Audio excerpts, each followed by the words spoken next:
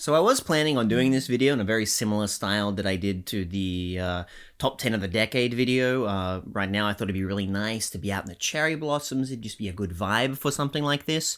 But considering that, one, the weather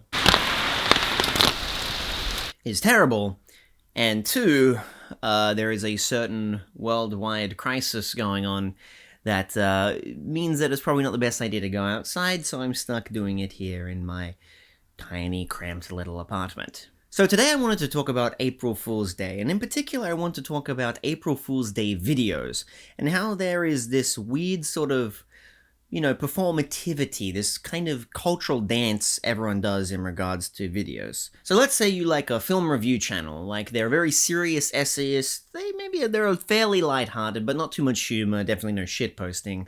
They're kind of to the mark, straightforward, right? And then April 1st comes around and you see they've put out a video called Why the Room is a Cinematic Masterpiece. And everything about the video speaks to their usual style. You know, the title is the same wording and grammar as their normal videos. They have a similar style thumbnail, it's similar length, and then you click on it and maybe they're acting, they're performing in the same way that their regular content is, but what they're saying is completely facetious. In this scenario, I'm saying there's absolutely nothing wrong with it. I like this scenario. This is a fun scenario. But I want to ask, who is exactly the fool in this scenario? Because I think nowadays, April Fool's Day jokes, nobody's fooled. Everyone has come to expect that if you upload a video on April 1st, no matter what, it's going to be facetious. It's going to be fake. It's not going to be your real opinion. And so it becomes, like I said earlier, this kind of dance where everyone acts in the same way. You know, everyone still comments, oh, haha, wow, crazy April Fool's Day video, whatever. The creator still puts it out. They still make it look like their old material. Because obviously with an April Fool's Day thing, the more realistic and believable it looks, the better the joke is, or the more satisfied you are. But nobody's fooled. Nobody's fooled anymore. So at this stage, I've done an April Fool's Day video twice. Now, I did the first one was the Motoko Shinkai video, which was not even about Shinkai at all. It was because I saw that my friend Joe from Pause and Select had done an April Fool's Day video. I wanted to do one. I realized it was 11 o'clock at night. I had an hour to make it. I just shat it together. And then the second one I did last year, which was the Bleach video, which was a more traditional April Fool's Day video, in the sense that it's similar to my style. Like, it's more pompous and arrogant than my... Well, I hope it's more pompous and arrogant than my normal style, but I was playing like an exaggerated version of myself, or an exaggerated version of a YouTube analysis. And that was far more traditional in that it was the function and the format is close to... Hang on, I lost my train of thought. One sec, I'm going to grab some medicine. I'll be right back. Where did I put it? Here we go. And I remember I even got some comments along the lines of like, oh wow, the editing in this is really good. And of course I felt, I was glad to get the feedback, to get the praise, but for me it was kind of relatively simple and easy, and it just shows how low the baseline in any tube actually is. But in doing those two videos, I don't think anybody in my regular audience was fooled. However, it does pose a question of whether those types of things are actually detrimental. There is a possibility, let's say, that somebody finds my channel and the first thing they see is Bleach, and they know Bleach, and so they click on that first. And they watch it, and it's performing like they would expect a YouTube video essay to do, because I don't kind of reveal what I'm doing in that video until about the 30-40 minute mark. And maybe I'm pulling out a fake statistic here, but I remember reading somewhere that the average YouTube viewer decides in about 10 or 20 seconds how much longer they're going to watch the rest of the video. And so the reason why a lot of larger channels, or most channels, like viewer retention analytics data is so skewed is because most people who click on that video are only watching a handful of seconds. So it's entirely possible they've gone through all this, they click on it, think I'm full of shit because I'm being facetious, but I haven't quite revealed it yet, and they click away, never to look at my channel again. And it's just one of those things that I really shouldn't be touching my face, so I was like... Oh. That's one scenario where it actually fools people, and that's detrimental. Another scenario where I think April Fool's videos can actually fool people is, ironically, when it's not April Fool's Day. So let's say 3, 4, 5, however many months down the line, they see my host of videos, or they see a channel's host of videos, they see one, oh, Bleach, I know Bleach, I want to see what he has to say on that.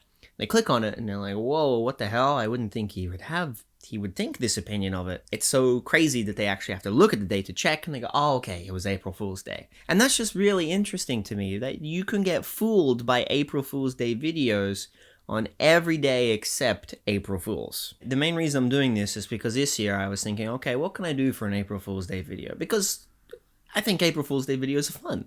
I like seeing, especially if they're fairly straightforward, or like in the example I used, if they're very straight-laced, if they're very no-nonsense, it's a chance for them to cut loose. And for me, it's I guess not a chance to cut loose, I'm already pretty loose. Oh boy. But it's a chance for them to step outside their comfort zone and maybe do something with editing or do something with content and style that they're just not used to doing. And for a lot of them, that means things like deep-fried editing or being facetious, putting on a funny voice, pretending to have an opinion you don't have, all these kinds of things. For me, that is my comfort zone, deep-fried editing, you know, and saying gay sex and zooming in on something and making it all like a sword. That's my forte, right? So sure, it'd be fun for me to do it again this year, but it wouldn't necessarily be interesting. It wouldn't be stepping outside my comfort zone.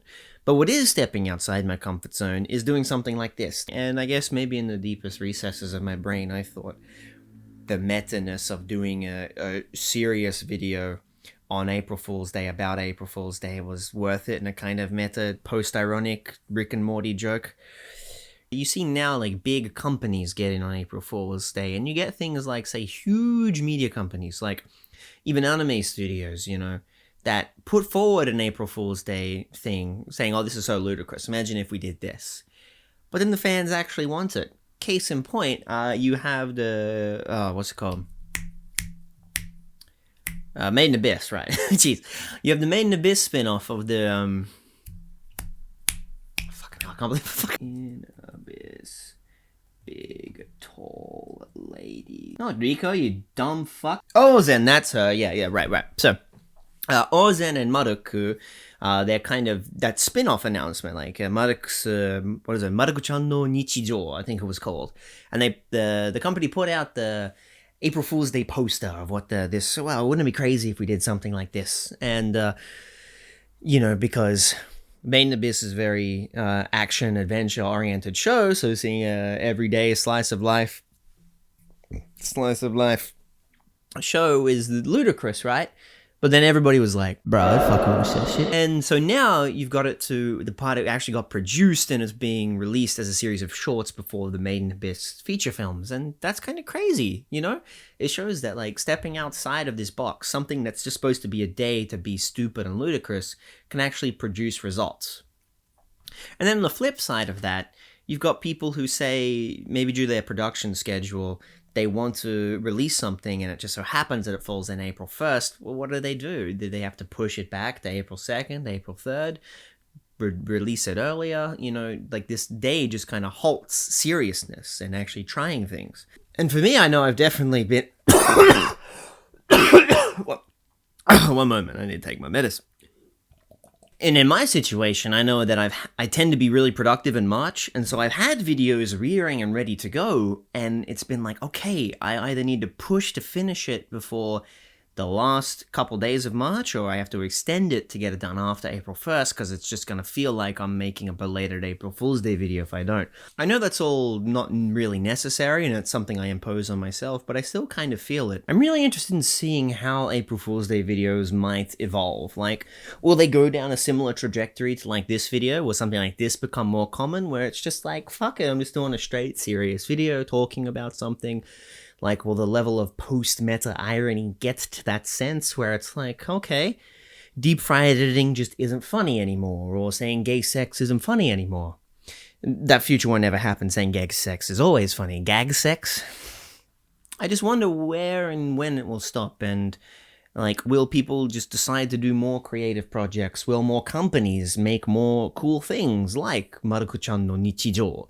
Will they step out of their comfort zone and say, you know what, fuck it, I want to see Goku go to culinary school. You know, whatever I decide to name this video, because I haven't decided yet, I'm gonna try and make it look like an April Fool's Day video, so it's gonna be some title like, analyzing the size of Naruto's penis, and, well, I think because he's blonde hair and blue eyes, maybe he's from a more European frame of reference, so he's closer to, you know, 5.5, but then, you know, if he's more Asian inspired, considering he comes from there, maybe he's closer on the side of 4. What's the half-life of April Fool's Day videos, you know, like, the ones that actually fool people after April 1st, sure, they may fool people, but what's the value in that, you know? What's the, other than the gotcha, you know? If it's genuinely funny in its own right, great, but if it's not, then what's the value? It's just kind of funny how quickly a lot of YouTube can be dated. Like, I think about even things like, well, obviously throughout this video, I've been making some references to It. And by 2 or 3 years, if someone stumbles across this video, they might go, what the fuck is It? What is he talking about? Even though right now it's all that's what's on anybody's mind, maybe in 2 or 3 years, like, I think It will still be kind of referenced. But, you know, maybe it will take a while for people to figure out what I'm talking about. These days, everybody needs to laugh, because we're quite short on those. But in any way possible, that's fine. And yeah, like I said, I like seeing people's sense of humor shine from people who might not normally be able to share that sense of humor. So I completely welcome April Fool's Day videos and all their components. It's just, I don't know how much longer they can go, how much longer people can do the dance without kind of evolving in any particular way. Yeah. The more and more that I do this is my second attempt to record this video, the more and more I regret doing it. So I think I'm gonna end it here. Yeah. Watch Hanukkah. It's a good show.